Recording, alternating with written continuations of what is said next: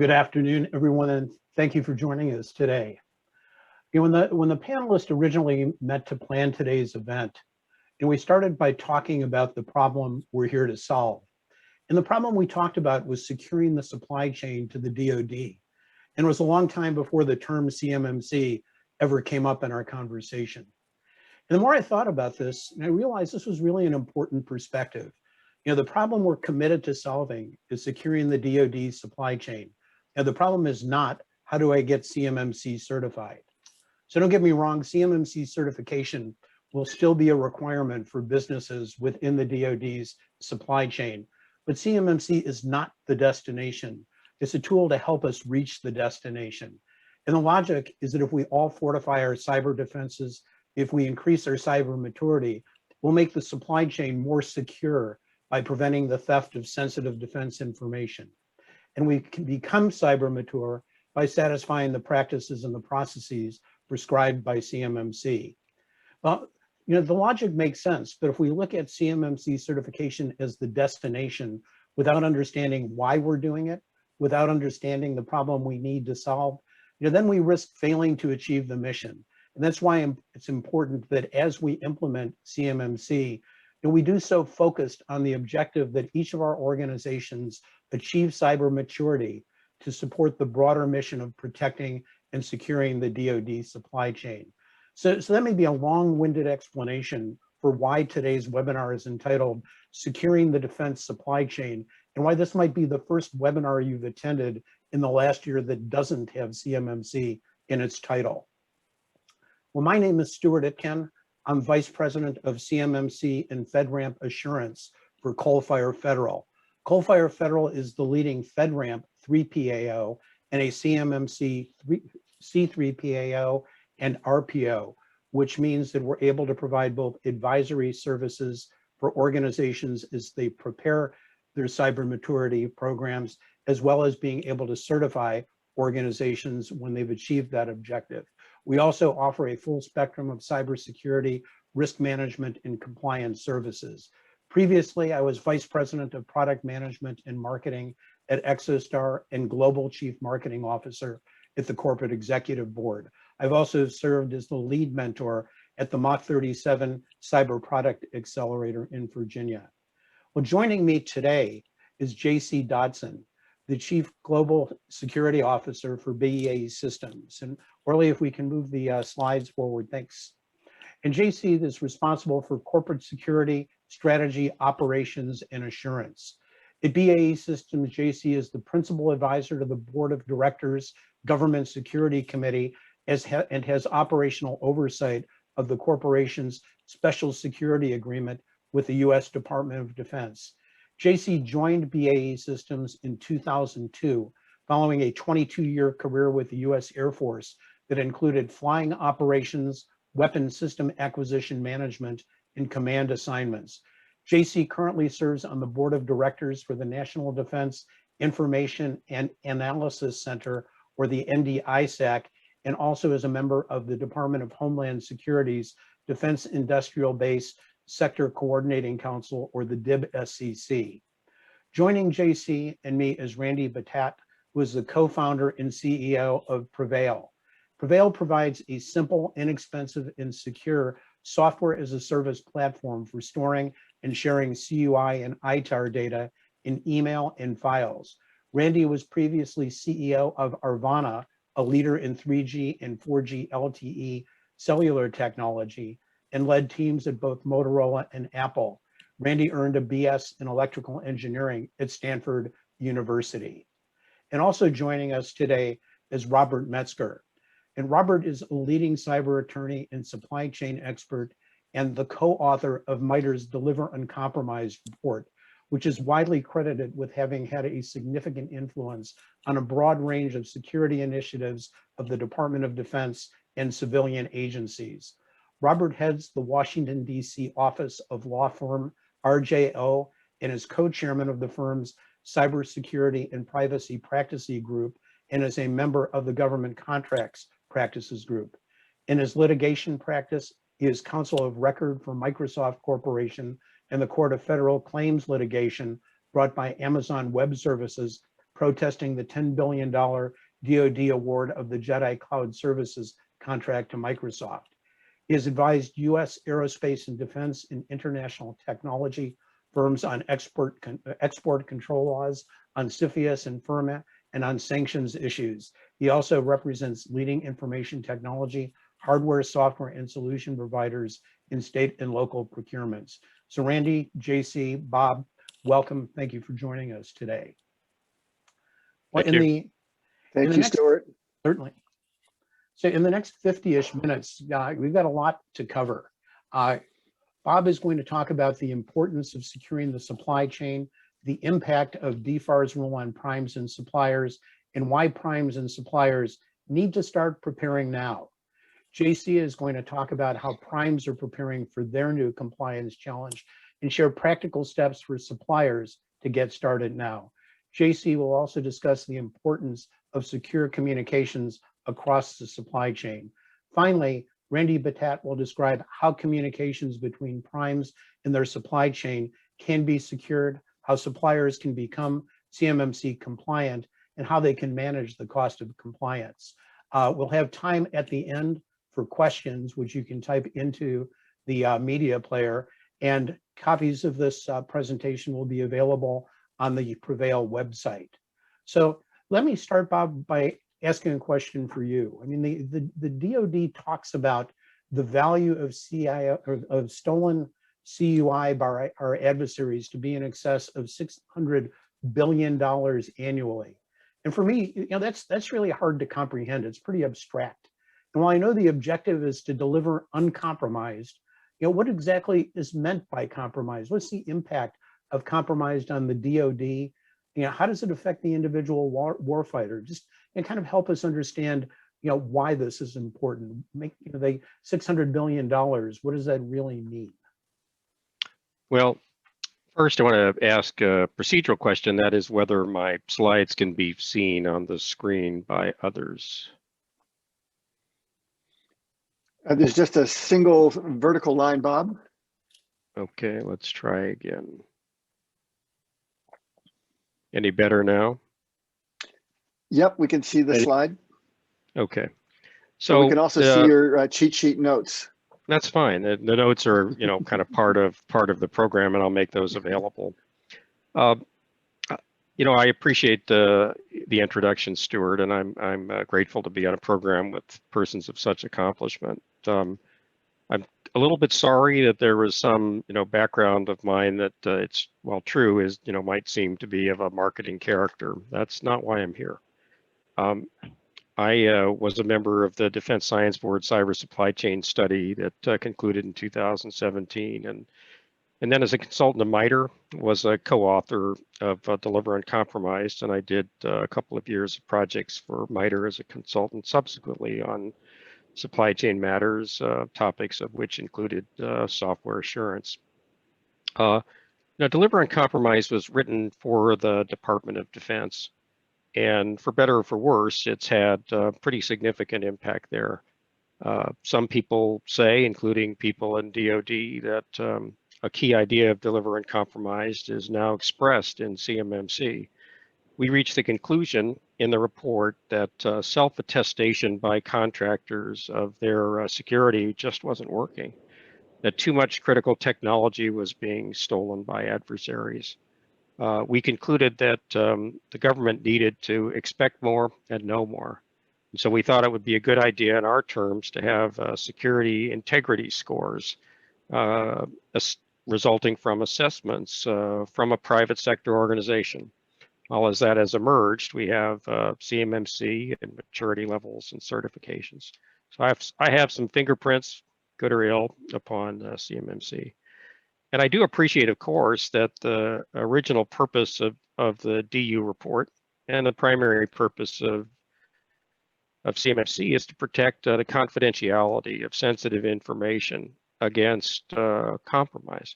And the principal form of compromise that worried us then, but not the only one, was exfiltration, which is a technical big word for theft, which is another way of expressing espionage, industrial espionage, by which a variety of rivals, often nation states, essentially seek to gain your intellectual property, your proprietary data, and information that might be sensitive to the government and which might qualify as a form of controlled and classified information. The harm to the U.S. has been enormous. At the very least, it's enabled adversaries to mimic certain of our capabilities. That's a fact. It's also allowed adversaries to understand our capabilities, our techniques and technologies, and to make inferences about our doctrine and to have insights into how they could disrupt our military operations and even potentially interfere with command and control and other functions. But my purpose today is a little bit different, frankly, Stuart, because although DU was written for DoD principally, the observations that we made about DU extend far beyond the Department of Defense, are hardly limited to defense suppliers. And some of the recommendations that we make, broadly understood, I think have real value to any industry that is technology driven. And to get ahead of myself a little bit, adversaries do not limit their interest, challenge, or attack to DoD suppliers. They don't confine their observation to people who are seeking a CMMC Level 3 certificate. They don't exclude commercial sources. They don't exclude COT sources, and they don't exclude industries such as healthcare, or critical infrastructure, or manufacturing, or anything else. It is an unfortunate truth of the world we live in that adversaries do target military as well as private sector interests. It is equally true and has been shown even more vividly recently that the response of our industry and of our government has not been effective. And it remains true, as we reported in August of 2018, that we're going to need a long-term commitment and strategy. And truthfully, that also means that we're going to have to expect the unexpected, and we're going to have to prepare to spend money and time and treasure and resources in order to become secure and to stay secure. And CMMC and the interim DFARS, they're forcing functions. They make us do it in order to be compliant. But in the end, security includes compliance, but it's different and bigger than that. So, much of the attention that's been paid recently because of CMMC is on the protection of information and information systems, protection of confidentiality. And that means that we're thinking about, threats through the cyber IT vector, network delivered threats that might seek to exfiltrate or compromise information that we store on our networks or that are used by our workforce. It should be recognized that, of course, that's a valid threat and we have suffered a lot, but there are other vectors for attack which are also important. And companies that are planning ahead or expecting ahead should appreciate that where we are with CMMC is likely to be the foundation for other initiatives that are encouraged and in some cases will be expected for not just suppliers to DoD, but suppliers to the federal government and eventually among responsible companies in industry, whatever business sector you're in. In the MITRE report, we talked about 4 distinct vectors for cyber attack. Cyber physical or operational technology essentially looks to corrupt logic-driven systems that cause machines to have physical consequences. That could be the operation of a natural gas processing plant, the functionality of a pipeline, the continuity of a logistics management system. The most extreme example, of course, would be corruption of the industrial control systems that, for illustration, were used by Iran and their Natanz enrichment facility, in which were allegedly the subject of a cyber attack from the United States and Israel. That was quite a long time ago. And in the nature of such things, such attacks only get more sophisticated and potentially more consequential. Supply chain itself has its own discrete sub-factors. I've listed just a couple. Hardware is different than software. Software is different than firmware. Infrastructure and logistics are related, but a little bit distinct themselves, and service providers are also a vector. I could point to, or others on this call could point to, any number of actual attacks that were delivered through these sub-vectors within supply chain. The most recent and prominent, of course, is SolarWind, a software delivered attack. And then there are attacks against the human factor, our workforce. And unfortunately, adversaries engage in blended operations where they weave combinations of attacks through these different vectors in order to achieve their purposes. And so if you do a fantastic job with cyber IT, you're not really immune from cyber OT attacks or from supply chain attacks or from corruption, infiltration, insinuation of your workforce. And these are things that are, they're never going to go away. They're only going to get harder. And even if they're not regulated now, if we don't have a deforest clause on them now, smart companies, in my view, should be expecting that they will be held to higher standards, and they should want to do so for their own sake, because the consequences of leaving these vulnerabilities open can be horrible. In this chart, which I've used for years off and on, has a couple of purposes, simply distilled. One is to remind everyone of how many threat actors are present and how many motivations explain their attacks. And we should appreciate that while CMMC and the interim DFARS are focused upon protecting the confidentiality of information, there are other interests that are important to the federal government, integrity and availability, and some slightly different interests that are important to commercial organizations or defense suppliers: the functionality of your factories and industrial systems, the safety of your equipment. And ultimately, what's really at stake here is enterprise value. I mean, in a small sense, being compliant with CMMC, having a good score on the DFARS means that you're eligible to work with primes like BAE Systems. You're going to be compliant and you can get contracts from DoD. But at a larger scale, if you take strong security measures across the range of different attack vectors, ultimately you are protecting the enterprise value of your institution.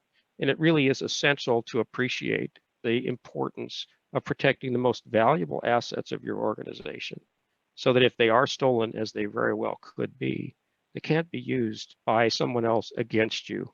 And that's where I think it's important to focus upon measures that protect those assets, even if those measures are just a part of the larger, longer-term effort to protect, systems against a variety of attacks. I want to go quickly here, as I don't want to take time of others. So, what's at risk? Well, in a compliance perspective, what's at risk is that you won't be selected by a prime contractor because your DFARS score is too low, or rather your 171 score. It's a risk that you might not get the necessary certification you need for CMMC eligibility. Those are important. But what's really at risk is bigger. And the risk hardly is limited to defense. I just picked a bunch of different sectors or elements of commerce to show that indeed there are risks through these attack vectors with consequences that affect all of those. And I'm sure people on this call, certainly JC, we could make a list of things in the unclassified world that would be all too vivid examples of this. We could spend all day doing it. One of the points that we made in the Deliver and Compromise report, focusing there upon weapon systems, I think is more true generally. It's a simple proposition, but hard to implement. It's the idea that if you don't spend money as a foundation, if you don't spend money on security as a foundation for the program or the system, you're going to deliver it in a state where it's already been compromised or where it is too easily susceptible to compromise. And when that happens, you're going to spend a lot more money chasing the possibility that you might be able to undo the damage that you've already suffered by loss of the confidentiality of the information. The analysis that we did in the DU report said is that you never catch up. If the system is compromised on delivery, you're going to spend a fortune trying to restore what you can, but you're never going to get it done. And I think there's truth to that across a broad set of commercial counterparts. So the smart move, I think, but the hard one, is to make the investment early, treat security as a foundation, do the work, take the time, build the systems, protect the assets, because ultimately the total life cycle cost for that investment spread across your business is going to be less, and the protection of your enterprise value will be much more. Now, I don't have time to even, begin to scratch the surface of SolarWinds, and it's hard to know what, snippets to say, but I'll say this. The analyst people like me outside of my, law job, we've been thinking for years about all the terrible scenarios of things that could go wrong and how big and consequential they could be. Well, the unfortunate truth of SolarWinds is that it actualizes some of the very worst fears that many people had. It's not that SolarWinds was unique. I mean, there have been many examples that I could cite or others can cite as to different forms of software delivered attacks. And the new MITRE report here mentioned on the left does catalog some of those. What did surprise us was the breadth, the sophistication, the audacity, the persistence, the combination of complex techniques, and the selectivity and targeting. It was at once both a very broad attack affecting roughly 18,000 companies that received this particular update of the SolarWinds Orion software, and yet a very precisely targeted attack where some number less than 100, 250, maybe just 100 companies were actually the subject of reconnaissance, of exfiltration. But what's fascinating among all of the many terrible problems that SolarWinds presents is that what the adversary did, despite the access and potential to do many things, was to pick companies where they could observe communications that were expected to be private by the company, and where they would have the opportunity and did exfiltrate information that was thought to be protected and important to that company, whether it's CUI or not. And again, that points me to this simple, not complete, and not universal. It's a simple and universal principle, even if it isn't a complete solution. And that is that information protection, focusing upon critical assets, finding ways to protect that so that, if you're breached, all is not lost, is an important step. Not the complete answer, but an important step. So I'll go quickly through, the CMMC rule. The key point is this: we have two rules in one. We have the interim rule that says that you have to report your scores against 171. You should have already done that according to DoD. And then we have CMMC, which for maturity level 3 is a 100% complete requirement. You got to meet everything. For many companies, that's going to be a rather difficult step. So I just put on this slide something that probably everybody here knows, and that is that there's 14 families and 110 requirements in 171. And that's to be succeeded by CMMC that has 5 maturity levels, and for maturity level 3 has 130 policy practices and processes. Well, some of those are hardware, some of those are software, some of those are policy practice training. There's a lot to be done across many families of security. And I'm not going to suggest that encrypting your key assets is going to solve more than a small number of those 130 requirements for CMMC level 3. But it could be that in terms of bang for your buck, or the protection against the worst possible impacts, that approaches that focus upon encrypting and denying use to adversaries of information and communications, if exfiltrated, could be really important. It's not a complete solution. It has to be part of a larger and bigger system, but I do think it's important. It gives us an important outcome that could be achieved by some companies relatively quickly as they work on towards the longer path of system security. And I've sort of said that here, and I've taken more time than I should. I guess as a concluding point, I'll just say this. We have thousands of companies in the defense industrial base, and tens of thousands or hundreds of thousands of companies who ought to be taking this advice. For every one, the path to compliance will be different, as are the obligations to comply. For everyone, the path to security is going to be different. And for many, unfortunately, it's going to be very hard and very expensive. And while I, of course, embrace satisfying all of the requirements of 171, all of the policies and practices of CMMC maturity level 3, I also think we have to recognize that there can be choices among near-term measures which can help you protect against the worst harms and do the best for the least and the quickest to protect enterprise value by securing your most valuable intellectual property, proprietary data, and CUI. I'm not an engineer. I'm not a scientist. I'm a lawyer who works around such people. So I can't vouch, for what it is that, PreVeil does or doesn't do. But I believe I do understand, the theory of it. And I've certainly sought to understand how it can help protect information I've described. And so I commend to you a consideration of this, as part of your approach to the challenge of security. Not everything, not the only thing, but a useful and accessible step. Bob, thanks, and a lot of good points as always. If there's one that I would pick on that I think is important for people in the audience, is while we're focused on DoD supply chain and compliance with CMMC, really the point of enterprise value and implementing or achieving cyber maturity more appropriately really has value to the organization itself. The information that gets stolen is their information, the intellectual property that they paid to develop.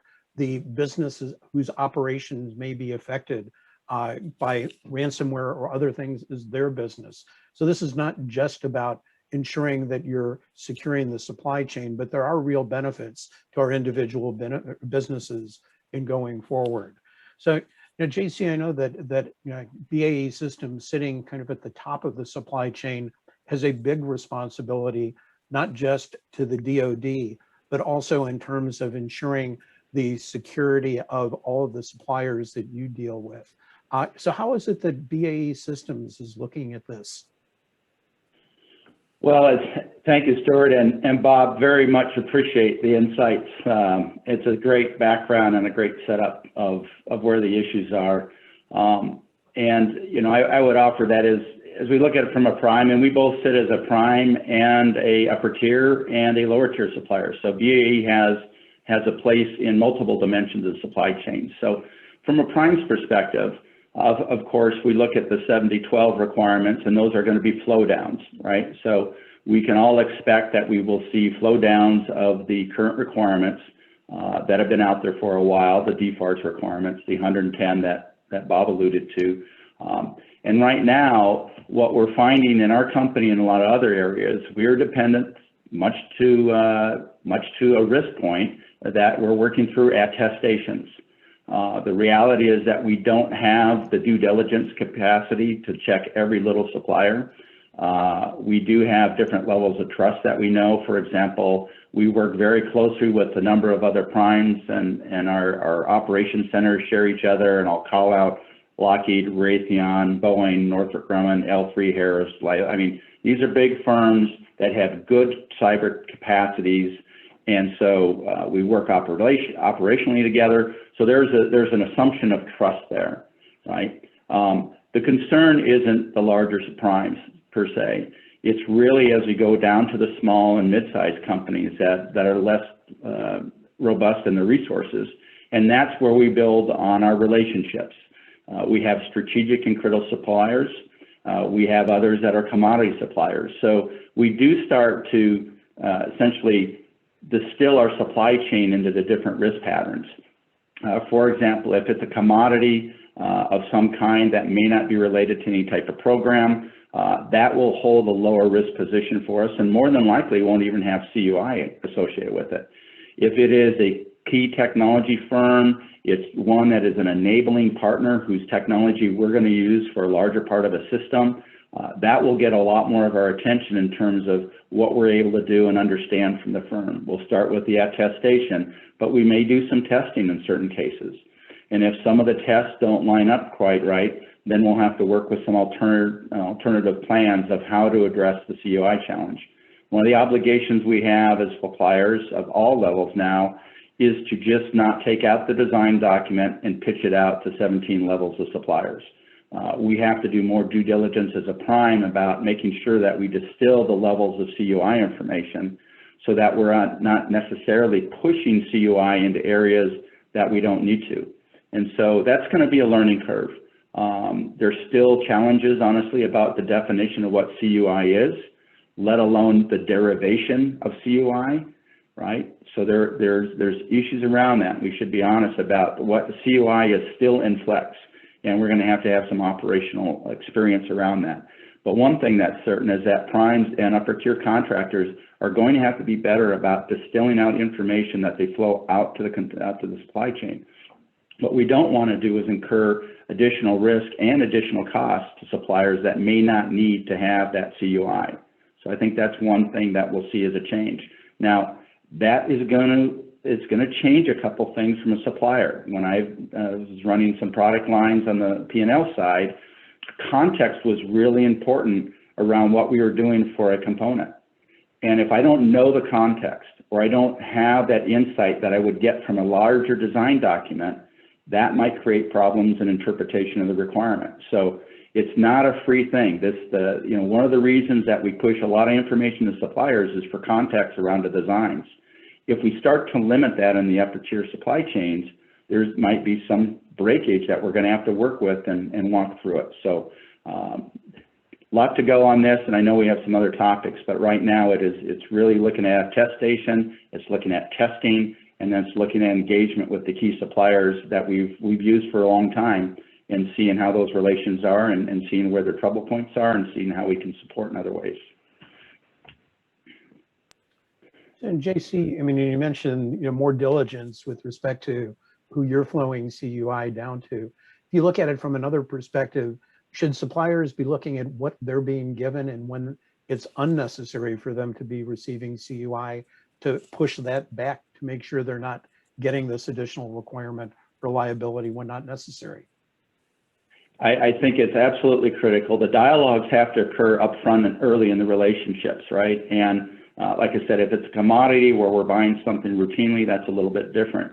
But if we're part of a larger bid team or a competitive team that's going together of a dozen contractors going through some type of weapon system, it is very important during the business development phase that we have these conversations about what levels of information are going to be used, who's going to have it, and what type of requirements are going to need to control it.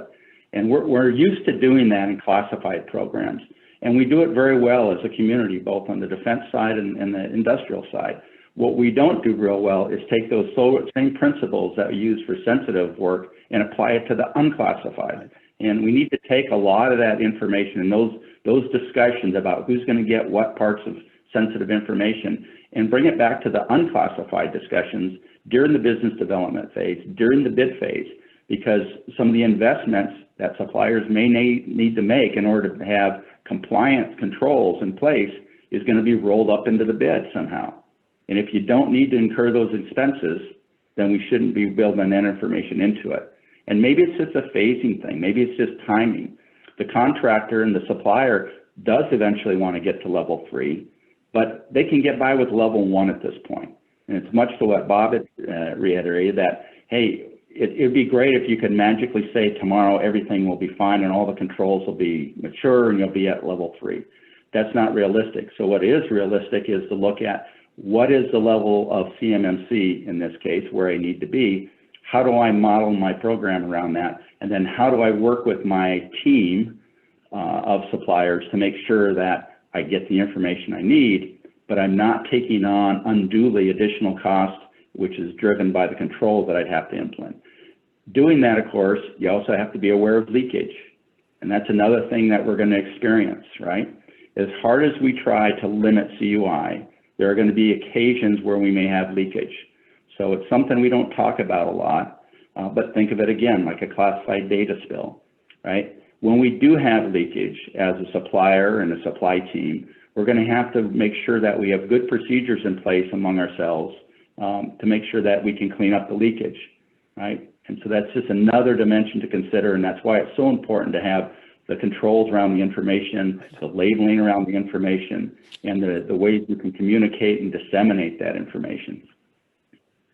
I know there's a lot that gets discussed with respect to resource, with respect to costs involved in being able to satisfy CMMC practice requirements, especially for smaller organizations that may not have a dedicated information security officer, that may have limited IT resources. And so I believe there are things that primes like BAE Systems and organizations like the DIB SEC are doing to both help educate their supply base as well as to be able to provide tools or paths that enable them to satisfy some of these requirements.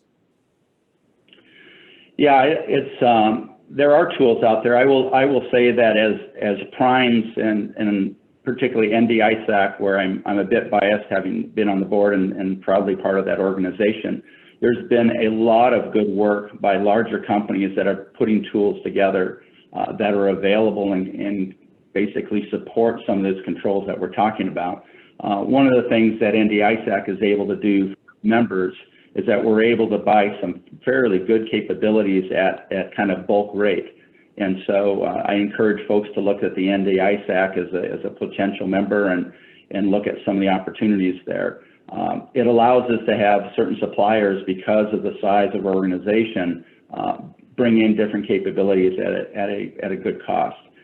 The other thing from larger primes that are trying to do, there are things that we can bring into smaller suppliers in terms of capabilities, but again, there's some reluctance to do that in every case because it's not totally scalable. So what we're really focused on is getting the suppliers into the places where they need to get and the key things that they need to have. For example, we're on with PreVeil today. We use PreVeil right now. I'll share with how we use it, and it's a case, I think, of using technologies. We have PreVeil right now for two possible reasons. The first was an out-of-channel email, a secure email capability. Now, as much as we'd like to be proud of our cyber defenses and so forth, we also have to be realistic that on the day that they do get in, what is it and how do we operate when they do get into our network? So this is part of the resilience. So part of our resilience plan is having a total out-of-channel email system that is pre-set up. It's set up for the crisis management board. It's set up for critical executives. And we're using the encryption and the capabilities of PreVeil, for example, as an outside email system. It's secure, it's easy to set up, it's user-friendly, and I can dial it up and dial it down. And particularly for BAE Systems, we're a foreign-owned company. We have certain restrictions from the Department of Defense. One of those is a continually monitoring of email. The instance we have all the keys.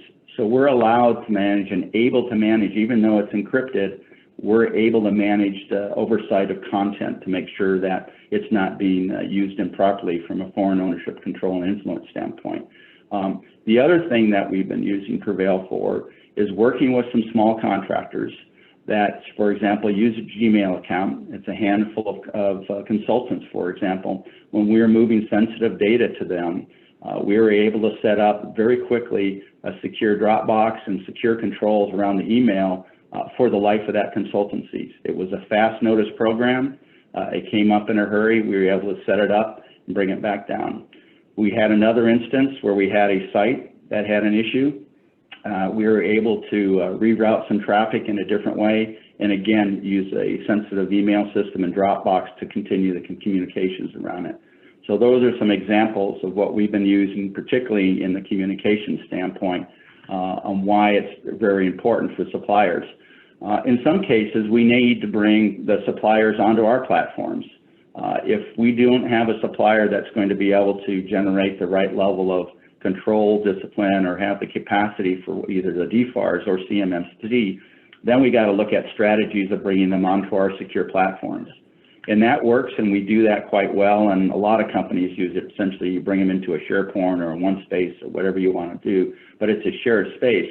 But that does have limits as well, right? For example, you can't manufacture from SharePoint, right? So when you've got controls that need to be on the manufacturing floor, we're still going to have environments that meet those control standards in order to take those types of specifications and information at the manufacturing center.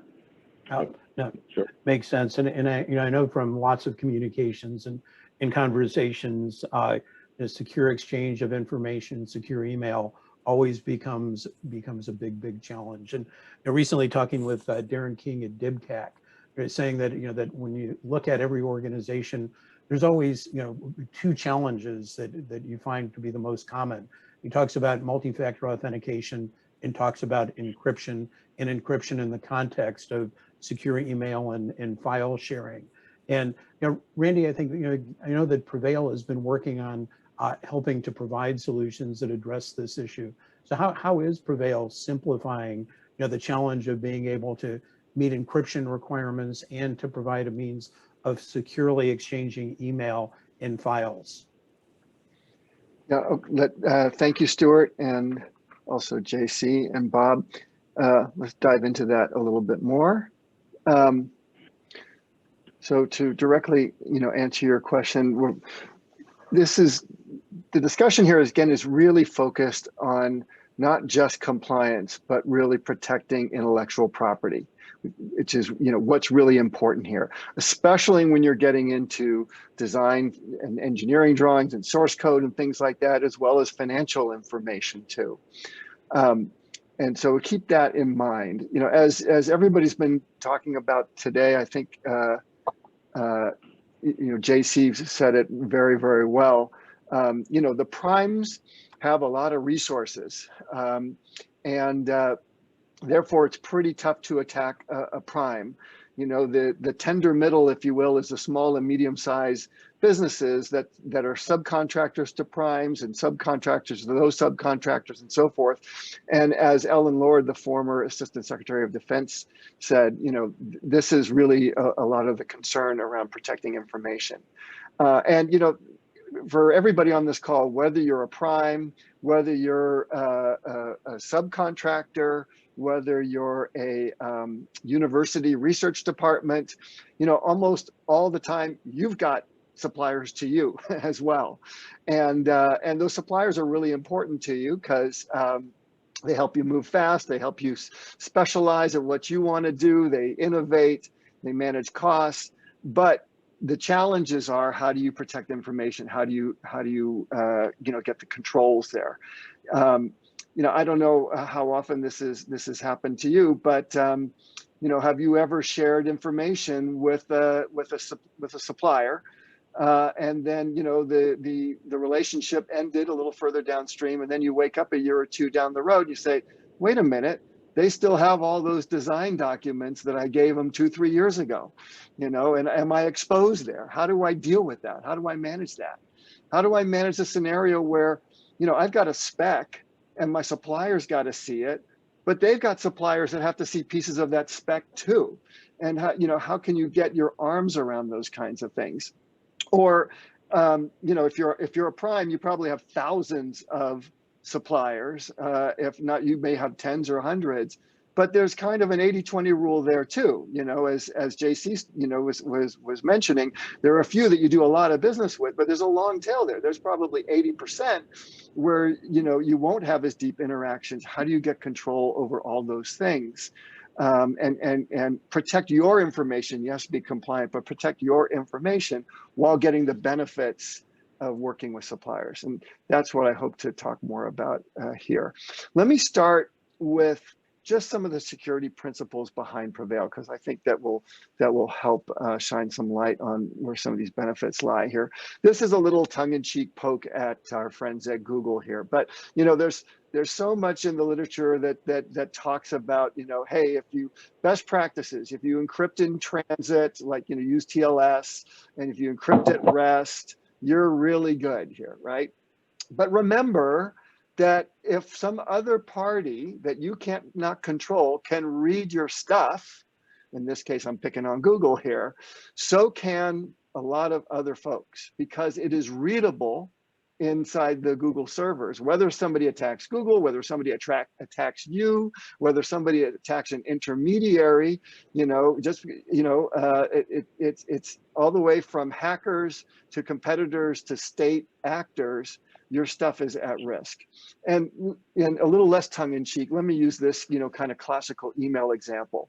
Again, assume best practices, encryption in transit, encryption at rest. You send a message to 3 people in 3 different companies. It's encrypted in transit, sent to a server, distributed to other servers, delivered to users. But know that the messages themselves are stored in plain text on each of those servers. The servers can grab all that information. Yes, it may be encrypted at rest on their hard disk, but the minute the software on those servers picks up the messages, it's decrypted.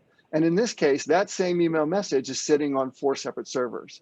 So you don't have to be the attacker that just goes after company A server. You could find the least reliable, least protected of B, C, or D and go get the information. So PreVeil uses what we call end-to-end encryption. Information is encrypted on the client device. And instead of getting decrypted on the server, it stays encrypted on the server, and it only gets decrypted when it gets to its destination. That means the information on the PreVeil server is encrypted all the time. We at PreVeil can't see it. because it's just gibberish. If an attacker attacks our PreVeil server, they can't see it either. It's just gibberish, right? And so that's what end-to-end encryption is all about. It's protected on the server. In fact, at the beginning of the pandemic, the NSA offered, guidelines for work at home. And the first part of their guideline is the service that you're using end-to-end encryption, because very few cloud servers do. And it's important here, again, that the server cannot get the data, or if it encrypts it, cannot even get the keys that get the data. Another part of PreVeil, we don't use passwords, because the #1 way to break into systems is for an attacker to steal or guess a password. And once they can get a password, they can log in as somebody remotely from whatever country they're from. In PreVeil, authentication occurs from a private key stored on your device, and that's what gets you into the server. And when you retrieve a piece of information, it's that key that lets you decrypt and see the information. So you cannot have a situation where somebody's going to guess your password and log into a PreVeil system as you, because there simply is no password to guess. Administrators have the proverbial keys to the kingdom. They have super user privileges. In fact, in the SolarWinds case, the first thing the attackers did was grab admin privileges, because then they could do anything that they wanted. They could reset passwords, they could send emails as other users, they could export data, they could do whatever they want. In the PreVeil system, administrators can do administrative things. And sometimes an administrator does need to look at another user's data if you suspect something's going wrong, or export the data for some reason, but they can only do it with permission of other people. We call them approvers. And what happens in an encrypted system, the way you get data is you have to have the keys for that data. So these approvers, in essence, have pieces of the necessary keys. No one approver has all the keys, but when they all get together, then the key can be reconstructed for the admin, and then the admin can get at the data. And then, by the way, everything's re-encrypted, so that's only kind of a one-shot deal. And finally, most internet-based tools are accessible to anybody on the internet. With PreVeil, you can also, if you want, wall off your organization's key customers and suppliers. So if somebody outside your organization tries to get at your organization through PreVeil, it's going to get blocked. And same thing if somebody inside is trying to get outside, if that's not been enabled. So that's the basic security principles. There's lots of other controls around dealing with files. For example, take that supplier example I mentioned, the forgotten file example. In this case, we're sharing a set of files with a couple people. We're setting their permissions that they can edit anything in these folders, but it does not say edit and share. So they're not able to reshare to other people. I've just selected that for them. I could make it read-only. I could even prevent them from downloading. And just in case I forget to terminate their access at the end of the project, I put in an expiration date. So if I do nothing, they're going to get unshared automatically, these documents removed from their systems when we get to September. And then, of course, lots of logs and stuff, so you can see who did what to whom, when they got on board, who shared with whom, and so forth. You can get a list of every single person in your organization and what they have access to, whether it's internal or external files, and what their rights are and when they're accessing it. Let me give you a quick little demonstration of this. Just going to switch to another computer here. I'm going to share my screen. Okay, and Control Shift H on the Zoom. All right, so here's an example. I'm going to pretend to be Ethel here, and I'm in a supply chain organization for my company, and I'm working with my favorite supplier, Fred. It's a new ground control system.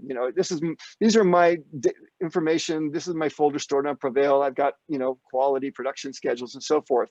But I've shared this particular folder with Fred, this ground control system project, and I've let him know that we're going to be working together. I can click on it here and see it's empty, and I've got a statement of work that I want him to take a look at. So I'm just going to drag that in, and what this does is it encrypts that and puts it on the PreVeil server. I've been interacting with the browser here, but it can also just be part of your system. I can open this up in File Explorer.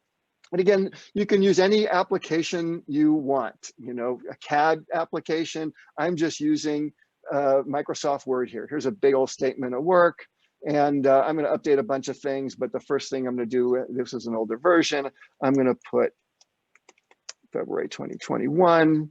And maybe I want to make a little note here so that it stands out. So I've just updated this, this file here. I'm going to save it. And when I save it, it's going to synchronize it on all my other devices and on Fred's devices as well.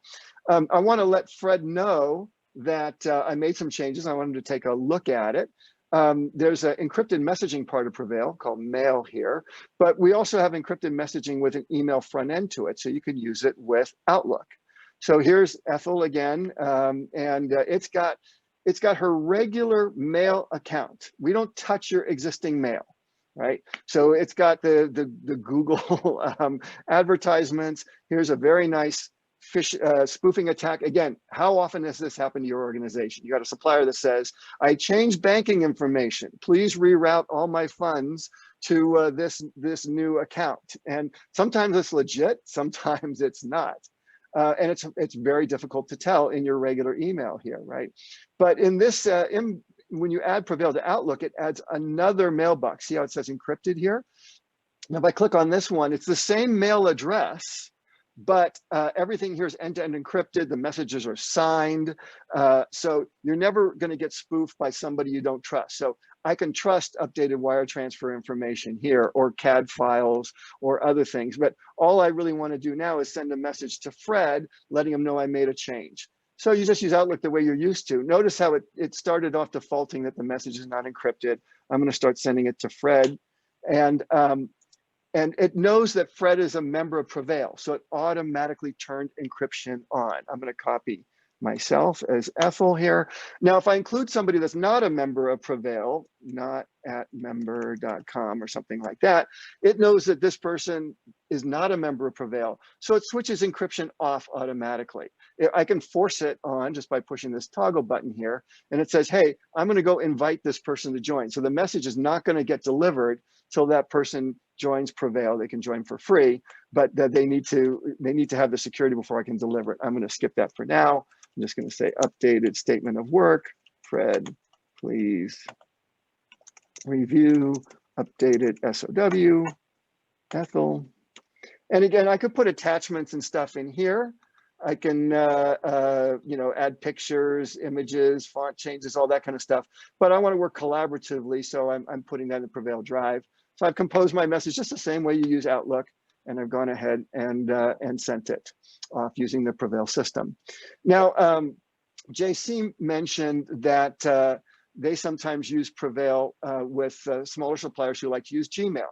So Gmail, is not very secure. Google can read all the messages, but we have a little plugin for Chrome here that lets you preserve your Gmail experience, yet still add PreVeil. So again, this is Ethel's account in Gmail. Same thing with that, the Google ad we showed before. But see over here, there's a secure messages tab. So if I look at that, now I can see the encrypted messages, including, remember, Ethel copied herself on that message here as well. Now let's look at it from Fred's point of view. And Fred can use a Windows or Mac, or can also use a mobile device. I'm going to, just for the sake of the demo here, let's say Fred is using his mobile device. And I need to show that on the screen here. So I need to just run something called Air Server so you can see this. It's a nice little third-party app that lets you project Apple and other devices to your screen. Okay, here we go.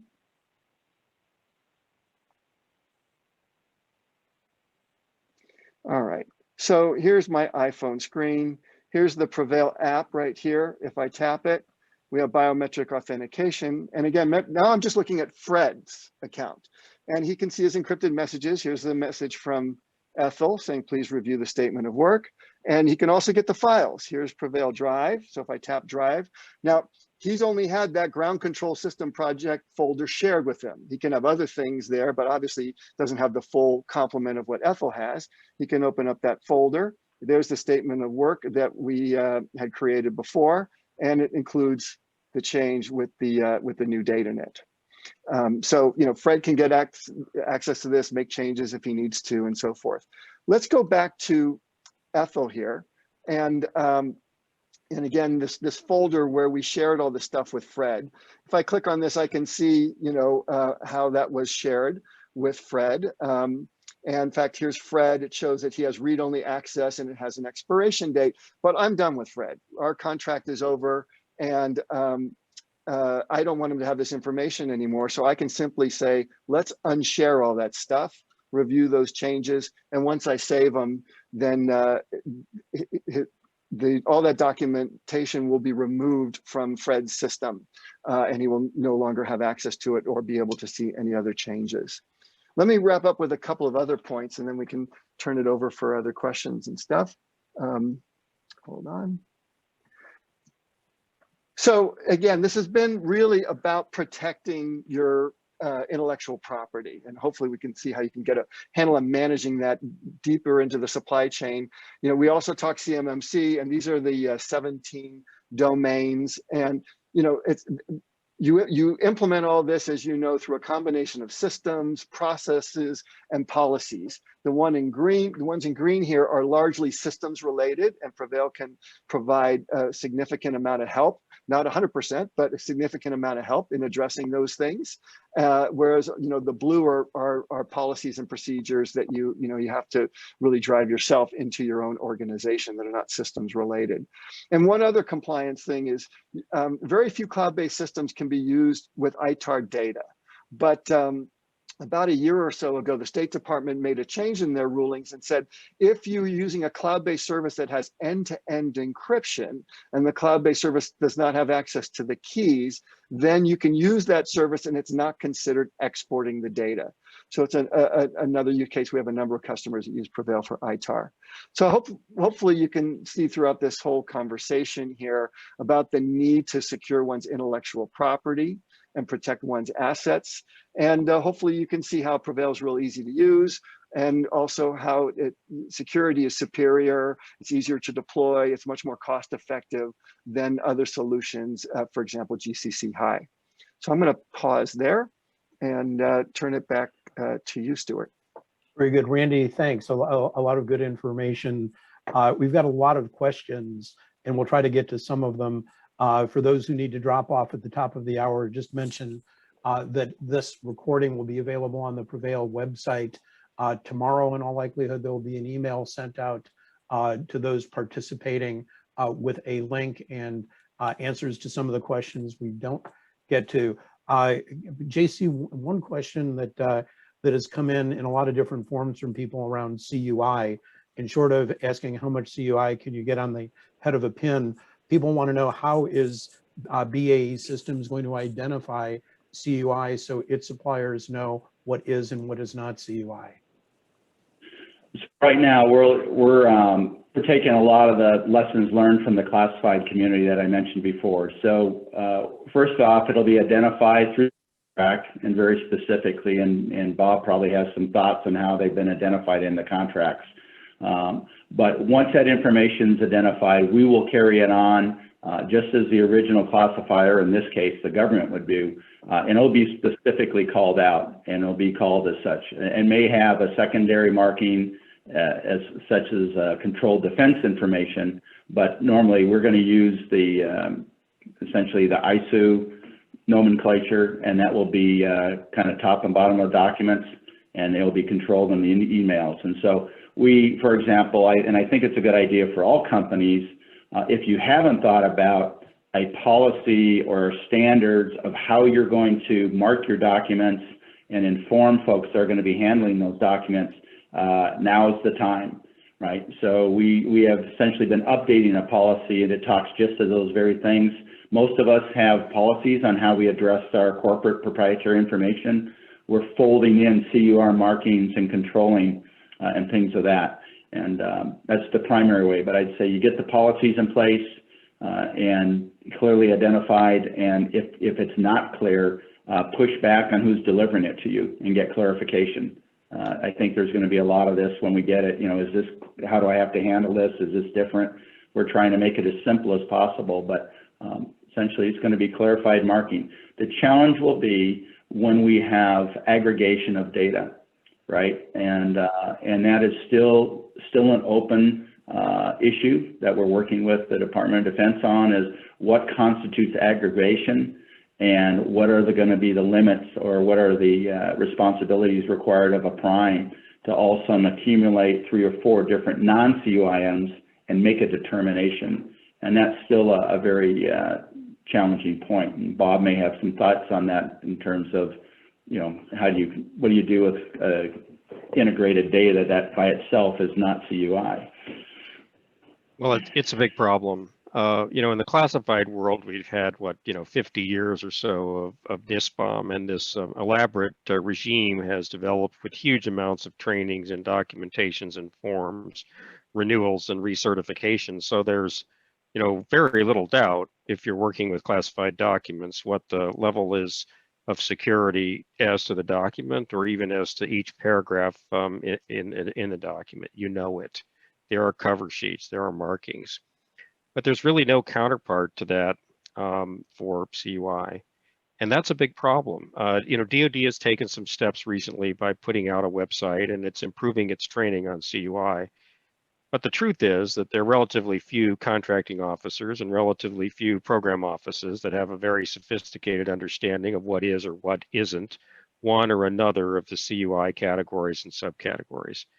And all too often, you know, we find ourselves with this DFARS clause that says we're supposed to protect CUI, but we don't know what it is. It's not marked, it doesn't have a distribution statement, and it's not clear from the contract clause whether it's to be included or not. DoD's general answer is, if you use it in support of the contract, it's CUI. Well, I understand that. And to the extent you can afford to, and you can identify the information that's used, you should protect it. But there is a difference between, you know, that as a policy objective and that as a legal requirement. I mean, to me, as a legal matter, CUI has to fit one of these categories and subcategories that's established by NARA in the CUI registry. That's all information that has to be protected by operation of law, regulation, or government-wide policy. It's the government's responsibility to identify and designate CUI. And if they don't, well, you know, then I think there has to be some room for, you know, maneuver or some flexibility in application for contractors, because you can't ask people to protect anything and everything because it has some nexus, however vague, to the performance of some contract with the DFARS clause. A lot of work is needed. And I'm not saying that people should make a contest of whether things are or are not CUI, but I certainly would look first to see whether it's been designated by the responsible government authority or the prime contractor and given a distribution statement.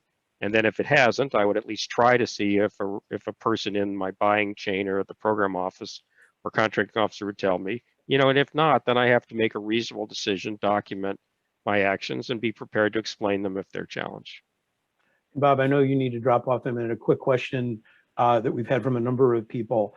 The obligations under the DFARS interim rule for organizations not receiving CUI, some about do they need to report to SPRS? Just can you provide a little clarity to non-CUI organizations? You know, the interim rule was not the simplest of documents, and it was accompanied by, you know, something of a lengthy narrative. You know, I mean, fundamentally, the way that I read the interim rule is this. If you are already subject to the requirements of Special Publication 800-171, and you expect that you are going to be subject to a contract that includes the new 7019 and 7020 clauses, then you should set about to do your self-assessment, create your score using the DoD assessment mechanism, come up with a POEM with a planned date to close the gaps, and report that to the supplier performance risk management system. Understand that once you report that score, you can and you should improve it. You should be very careful not to report a score that you know isn't true. And you should be very careful not to neglect a POEM date that you propose. But this is the kind of the key point. You know, if you're not getting a form of controlled and classified information, or if you don't have the DFARS clause 252.204-7012 in your contract, and you are not now subject to SB 800-171, then you're not likely to be subject, at least immediately, and perhaps never, to the SIPR's self-reporting. I mean, it only applies if all those things are true. I've got the 7012 clause. I do have CUI. I'm subject to 171, and I see that 7019 or 20 clause in my contract. And companies shouldn't force themselves to make those submissions before they have some confidence that it really applies to them, in my view. Right. Thank you, Bob. And I know that you need to drop off. One more question I just wanted to pose to Randy that's come in regarding PreVeil as an enterprise solution, and asking, does everybody within an organization need to be operating on PreVeil if it's adopted as a secure email solution or file sharing solution? No. In fact, a lot of our customers deploy PreVeil just to those parts of their organization that are dealing with CUI.